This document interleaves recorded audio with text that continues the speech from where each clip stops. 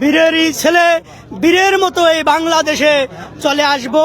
এটা হইল বাংলাদেশের 22 কোটি মানুষের আশা আকাঙ্ক্ষা, এবং সারা বাংলাদেশের মানুষ তাকিয়ে আছে কখন তারেক জিয়া বাংলাদেশের মাটিতে আসবে, এয়ারপোর্টে নামবে।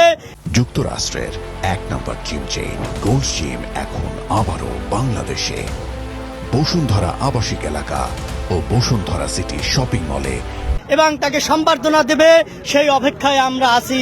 যেহেতু আমি সাধারণ একটা মানুষ, আমি একটা দলের কর্মী, আমি কিন্তু পটুয়াখালী থেকে এখানে এসেছি। যেহেতু আমার কোনো চাওয়া পাওয়া নাই, আমি দলের কোনো পদ প্রতিশনও লাগবে না, আমি দলের কর্মী, আমি দলের কর্মী হয়ে আছি, কর্মী হয়ে কাজ করতে চাই। যেহেতু আমার নেতা আসবে, নেতার কাছে আমার চাওয়া পাওয়া একটাই, আমি একটু দেখা করব, কথা বলবো।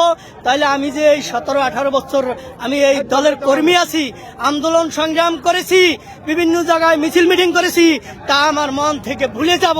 শুধু একটু দেখা করতে পারলে, আর কোনো চাওয়া পাওয়া নাই।